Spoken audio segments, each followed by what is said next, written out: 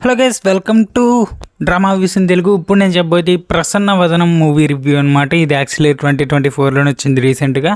మన సుహాస్ గారిది. సుహాస్ది రీసెంట్గా చాలా సినిమాలు చూశాను నేను. ఇది కూడా చూశాను, ఊరికే నచ్చింది నాకు. ఎందుకంటే మూవీలో యూనిక్ కాన్సెప్ట్ ఉంది, కాన్సెప్ట్ యూనిక్గా ఉంది. ఇంతకుముందు మీరు మహా అయితే ఒకటి రెండు సినిమాలు చూసుంటారు, అది కూడా ఎప్పుడు వచ్చిందో ఒకటి నాకు గుర్తులేదు. నేను చూసాను లేదో గుర్తులేదు. అంత కొత్త కాన్సెప్ట్లా అనిపించింది నాకైతే నచ్చింది. ఎగ్జిక్యూషనే కొంచెం అంటే అంత ప్రెడిక్టబుల్గా ఎగ్జిక్యూషన్ మొత్తం ఉంది. మూవీ వెళ్ళే ప్రాసెస్ మొత్తం అంత ముందే అర్థమైపోద్ది మనకి. ఎక్కడ ఇది జరుగుద్ది, ఇక్కడ అది జరగాల అని అర్థమైపోద్ది. అదొక్కటే నాకు నచ్చలేదు. మూవీ ప్లాట్ బాగుంది, స్టోరీ బాగుంది, ఇంటర్వల్ ట్విస్ట్, లాస్ట్ క్లైమాక్స్ బాగుంది, కానీ ఆ ఎగ్జిక్యూషన్ ఇంట్రెస్టింగ్గా తీసుకెళ్ళలే.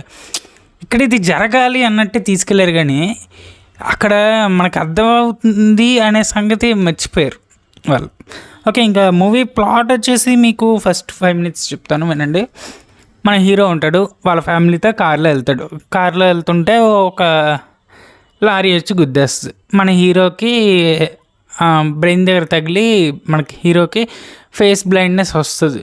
అదొక అంటే ఇప్పుడు ఒక మనిషిని చూసి మళ్ళీ పక్కకి వెళ్ళి మళ్ళీ చూస్తే మర్చిపోతాడు, అలాగనమాట. ఫేస్ బ్లైండ్నెస్ అనేది ఉంటుంది. సో ఆ తర్వాత మన హీరో ఒక ప్రాబ్లంలో పడతాడు. ఆ ప్రాబ్లం ఏంటి, ఈ ఫేస్ తను మేనేజ్ చేసాడు. ఇదే మీరు ఈ మూవీలో చూస్తారు. మూవీ ఓవరాల్గా చూసాక నాకైతే నచ్చింది. 1 time వాచబుల్. థియేటర్లో అయితే, ఓటీటీ వస్తే మీ ఇష్టం. నాకైతే మూవీ నచ్చింది. Director Arjun YK. డైరెక్టర్ గారు బాగానే డైరెక్ట్ చేశారు, కానీ స్క్రిప్టే బాగా రాసుకోలేకపోయారు వాళ్ళు. అండ్ మూవీ రన్ టైం 2 గంటల 26 నిమిషాలు ఉంటుంది. ఎక్కడ బోర్ కొట్టదు. సాంగ్స్ ఏం అంత పెద్ద అనిపించలే. బీజిఎం బాగుంది, ఓకే, అలా వెళ్ళిపోయింది.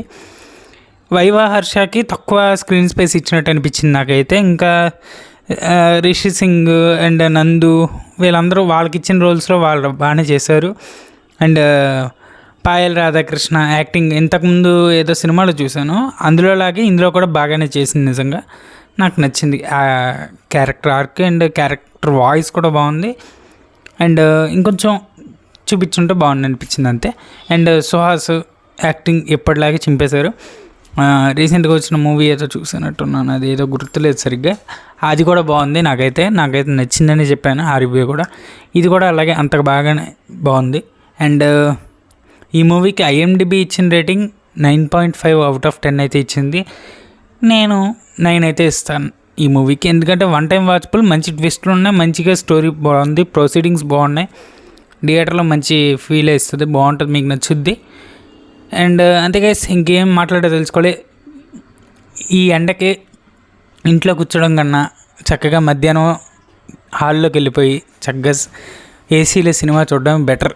అలాంటి వాళ్ళకి ఈ సినిమా ఖచ్చితంగా రికమెండ్ చేస్తాను. నేను సాధారణంగా రికమెండ్ చేయను ఏ మూవీ, కాకపోతే ఇదైతే రికమెండ్ చేస్తాను. ఇదొకటి, రీసెంట్గా వచ్చిన హార్మనీ 4 ఒకటి, బాక్, ఈ 2 మూవీస్ మాత్రం రికమెండ్ ఖచ్చితంగా చేస్తాను మీకు. ఓటీటీ చూస్తానంటారా, టేల్స్ ఆఫ్ ది ఎంపైర్ ఉంది, అది కావాలంటే చూడండి.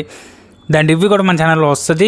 ఈ పాటికి ఈ వీడియో చూసేసరికి వచ్చి ఉంటే డిస్క్రిప్షన్లో ఇస్తా, పైన కార్డ్స్లో ఉంటుంది ఈ మాట పైన. అండ్ ఇంతే గైస్, మన ఛానల్ ఫస్ట్ టైం విజిట్ చేసి సబ్స్క్రైబ్ చేసుకోండి, వీడియో లైక్ చేసి షేర్ చేసి కామెంట్ చేయండి, మర్చిపోకండి.